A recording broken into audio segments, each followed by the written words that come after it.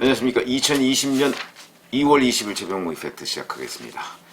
조국 내전 이런 얘기가 지금 민주당 내에서 많이 나오고 있습니다. 조국 내전이 실제 벌어지고 있는 듯한 양상입니다. 그것도 민주당과 미래통합당 사이에서, 여당과 야당 사이에서 벌어지고 있는 것이 아니고, 그래서 내전이라고 얘기하는 겁니다. 바로 민주당 내에서 벌어지고 있는데, 이거에 대해서 이해찬 대표 등 이 선거 지휘부가 힘을 못 쓰고 있습니다. 이낙연 전 총리 선거대책위원장이죠.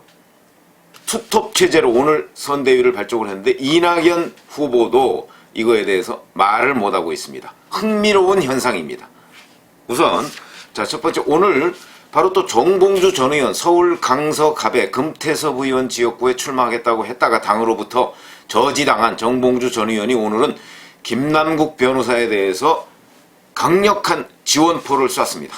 누가 김남국 변호사의 경선조차 막고 있는가, 그런 식으로 얘기하면서 뭐 아주 상당히 세게 나왔습니다. 그러니까 조국 내전의 한쪽 편, 친조국 편에서 정봉주 전 의원이 지금 포를 쏘아대면서 김남국 변호사를 응원하고 있고요. 그런데 이렇게 되고 이제 거기에 사실은 강선우 전 부대변인이라고 왜 종편 패널 같은 데에 나왔던 이 강선우 전 부대변인도 신청을 했습니다. 그러니까 지금 강서갑에 출마하겠다고 나온 사람이 금태섭 의원, 그 다음에 서울시의원 출신 한 명이신가 하는 사람은 원래부터 거기에 경쟁자로 있었고, 거기에 김남국 변호사, 강선우 전 부대변인 이렇게 해서 4명이 출마가 됐습니다. 그러니까 이건 상식적으로 본다면, 그리고 민주당이 지금까지 취해온 입장으로 본다면 의심의 여지가 없습니다. 경선을 해야 된다는 것이죠. 경선. 왜 그러냐면 만약에 금태섭 의원과 다른 세 사람 사이에 정말 여론조사를 해봤더니 20%포인트 이상 금태섭 의원이 앞선다 그러면 단수공천을 할 수도 있는 게 당원 단계에 나와 있기는 합니다만은 아마 지금 그럴 것 같지는 않습니다. 금태섭 의원이 강선우 전 부대변인도 많이 종편 같은데 패널을 통해서 많이 알려져 있고, 그 다음에 김남국 변호사도 종편 패널에 많이 나왔었죠. 민주당 목소로 꽤 나왔었는데, 그리고 이제 서초동 시의회 핵심 멤버로서 참석을 했고, 조국 백서 추진위원회 의원으로도 활동하고 있고, 그러니까 이른바 친문 강성 네티즌으로부터 지지를 받고 있는 사람이고, 당장 정봉주 전 의원 같은 경우도 지금 앞장서서 김남국 변호사를 지원하고 있습니다. 그렇기 때문에 김남국 변호사가 아마 여론조사를 하더라도, 거기다가 호남 출신에다가 이렇게 되기 때문에 여론조사를 하더라도 금태섭 의원한테 20%포인트 밖으로 밀리는 상황은 전 벌어지지 않을 거라고 봅니다. 그렇기 때문에 누가 보더라도 경선을 해야 되는 상황이다. 4명씩이나 나와 있는데, 더군다나 당에서 그 자락을 깔아줬던 거 아닙니까? 원래는 금태섭 의원하고 한 명이 전 서울시의원하고 2사람입니다. 모르겠습니다. 여기 둘은 혹시 20%포인트? 그 이상 차이가 날 수 있겠죠. 그러니까 그 상황에서 금태섭 의원에 대해서 사실은 단수공천을 줘도 되는 상황이었다, 저는 그렇게 보는데, 개인적으로. 그런데 당에서 그러지 않고 무슨 소리야, 여기를 추가 공모지역으로 그렇게 공고를 한 것이 오늘날 이 발단의 시작입니다. 그러니까 당에서 이 발단의 원인 제공을 한 것이죠. 그런데 그래서 이제 거기에 추가적으로 김남국 변호사가 나가고, 그 다음에 강선우 전 부대변인이 이제 도전장을 내고, 이렇게 하니까 지금 당에서는 그게 이제 어제 상황이죠. 어제 상황. 그런데 오늘 이제 이해찬 대표가 여기에 대해서 목소리를 냈습니다. 무슨 얘기냐면, 이해찬 대표의 비서실장이죠. 김성환 대표 비서실장이 이제 얘기를, 이해찬 대표 입장이라고 하면서 얘기를 했는데, 금태섭, 그 다음에 김남국, 이 2사람에 대해서만 얘기했습니다. 이것도 참 흥미로운 일입니다. 누가 보면 김남국 변호사 많이 컸네 라고 할죠. 대표가 이 사람에 대해서 이 금태섭 의원과 김남국 변호사, 우리 당의 소중한 자산이다. 이 소중한 자산이 소중히 쓰일 수 있도록 하는 방향에 대해서 고민해보겠다. 결론을 내주는 게 아니고 고민해보겠다, 이렇게 얘기했습니다. 그러니까 이제 기자들이 이렇게 물었을 거 아니겠습니까? 아니, 그러면 김남국 변호사에 대해서 타지역 배치 같은 것도 생각하고 있느냐? 그러니까 방법이 어떻게 될지까지는 모르겠다. 두 분 다 훌륭한 자산이고 재원이니까 훌륭하게 쓰이도록 하는 방안을 이 대표가 고민하고 있다. 이렇게 얘기를 했습니다. 그러니까 또 기자들이 뭐라고 질문을 했느냐. 그렇다면 경선을 전제로 한 얘기냐라고 질문을 하니까 거기에 대해서 답이 정해져 있지 않다. 우리 당이 민주주의를 지향하고 포용성, 그 다음에 외연 확장 등을 여러 가지 요소를 고려해서 판단하겠다. 포용성, 확장성, 민주성을 고려하겠다. 이런 식으로 얘기를 했습니다. 여기에 제가 이 말을 굳이 해석을 하자면 포용성은 금태섭 의원 쪽에 유리한 단어고 확장성도 금태섭 의원 쪽에 유리한 단어고 근데 민주성은 김남국 변호사에 유리한 단어입니다.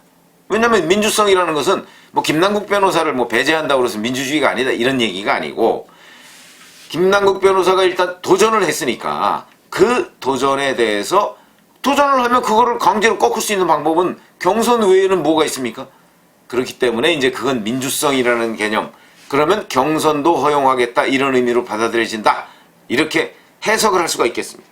그러니까 포용성, 확장성, 민주성 요거 세 개를 사실 그냥 아주 똑같은 비중으로 판단을 한다면 금태섭 의원증에 조금이라도 더 비중이 가 있는 발언이다 이렇게 좀 해석할 수 있는데 그거는 약간 무리한 해석 같고요. 제가 보건대 김성환 대표 비서실장이 얘기한 것을 보면 이것은 아주 중립적으로 얘기하려고 엄청나게 노력을 했다. 그 얘기는 무슨 얘기냐? 이해찬 대표 비서실장이 이렇게 4명씩이나 출마한 지역구에 대해서 당이 그동안 지켜온 원칙을 전혀 얘기하지 않고 아주 중립적으로 그것도 금태섭 현역 의원과 김남국 변호사 둘만 얘기를 꺼내서 소중한 자산 그러면 강선우 전 부대변인은 소중한 자산 아닌가요? 이런 반문이 있을 수 있는데 이 두 사람에 대해서 아주 신중하게 아직 결정돼 있지 않았다 고민해 보겠다라고 얘기하는 것은 김남국 변호사에 대해서 그리고 김남국 변호사를 밀고 있는 강성 친문 네티즌들에 대해서 엄청나게 신경을 쓰고 있다는 반증이다. 저는 이렇게 해석을 합니다. 벌벌 떨고 있다 이런 얘기죠. 왜냐하면 만약에 이해찬 대표가 이 부분에 관해서 벌벌 떨고 있지 않다면 여기서 당연히 아니 4사람씩이나 거기 출마했는데 그걸 우리가 어떻게 금태섭 의원을 전략공천하거나 또는 단수공천을 하느냐 이거는 우리 당의 그동안의 원칙에 따라서 당연히 경선으로 가야 된다 이렇게 얘기해서 아니 어제 마감했으니까 오늘 그렇게 얘기하면 자연스럽게 경선 국면으로 넘어갈 수 있을 겁니다. 근데 이렇게 되면 또 금태섭 의원에 대한 압박이 되죠. 김남국 변호사 주장을 그대로 받아들이는 것 같은 인상을 주니까 또 그렇게도 못하고 그렇다고 해서 김남국 변호사에 대해서 내치지도 못하고 지금 이런 상황이 됐습니다.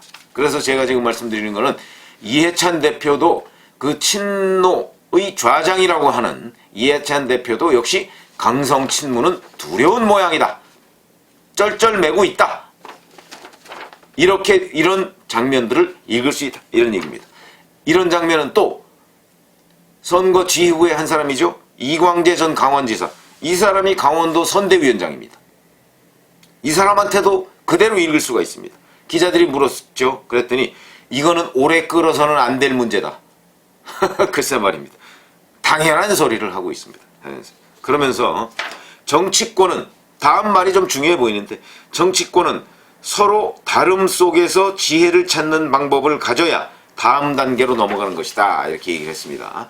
요것도 굳이 해석하자면 금태섭 의원 그러니까 친조국 반조국 그 사이에서 우리가 반조국도 받아들여야 한다라는 쪽으로 이해를 할 수가 있습니다.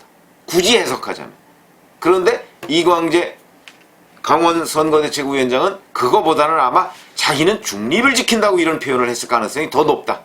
그렇게 보면 이광재 강원도 선대위원장도 자기가 뭐 강원도니까 뭐 서울하고는 관련 없지 않습니까?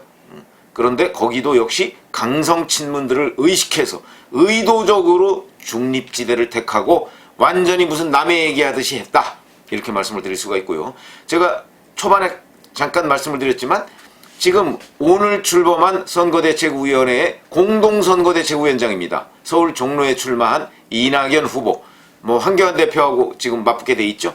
근데 그 이낙연 후보도 뭐 기자들이 물었는지 안 물었는지 모르겠습니다만 기자들이 왜 안 물었겠습니까? 그런데 아무런 지금 이 부분에 관해서 언급이 없습니다.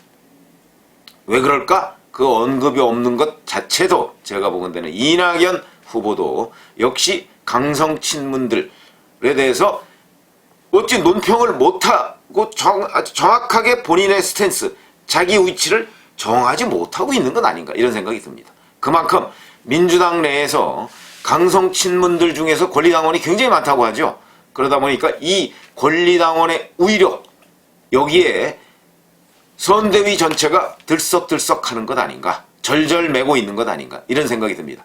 지금 이 김남국 변호사, 그러니까 김혜영 최고위원 같은 사람은 그 지역구가 부산입니다. 그리고 이제 청년 대표 몫이죠. 그런데 그 사람은 확실하게 얘기를 했습니다. 청년 정신이 중요하다. 부산이니까. 그래서 아마도 부산에는 강성 친문 권리당원들이 그렇게 많지 않은 것 아닌가 저는 이런 생각이 들고요. 김혜영 최고위원이 그렇게 얘기하니까 김남국 변호사가 바로 들이받아 버렸습니다. 젊은 청년의 도전을 막지 말라. 청년 정신? 당신도 되돌아봐라. 이런 걸 보면 야, 김남국 변호사 자신감 넘치는 청년이다 이렇게 생각하기 전에 김남국 변호사라는 그 어찌 보면 민주당 내에서 전혀 존재감이 없던 사람이 이렇게 큰 소리 치는 이유가 무엇일까?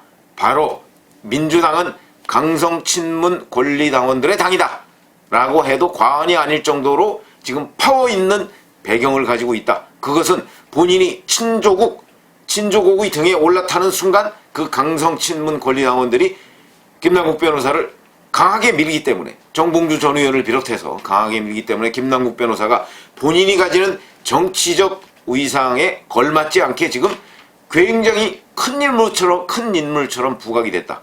그래서 심지어는 대표 비서실장조차 뭐 두 분 금태섭 현역 의원과 맞먹는 그런 정도의 정치적 위상을 졸지에 확보해버린 이런 상황이 돼버렸습니다. 일종의 친조국의 상징성이 있는 인물이 돼버렸다. 그 이제 김남국 변호사는 아마 그 본인이 내 스스로를 돌아본 건데 나는 상당히 컸다 이렇게 생각을 할 가능성이 높고요. 제가 봐도 정치적으로는 굉장히 성장했습니다만 본인 이마에는 낙인이 찍혔습니다. 친조국 김남국 이렇게 낙인이 찍혀서 아마 다른 지역으로 간다고 할지라도 서울에 다른 지역으로 간다고 할지라도 비슷한 반발에 부딪힐 가능성이 있고 본인이 다니는 어느 곳이든 친조국의 그런 그 프레임에 벗어날 수가 없다. 그렇게 본다면 길게 보면 본인의 정치적 자산을 까먹은 게 된다.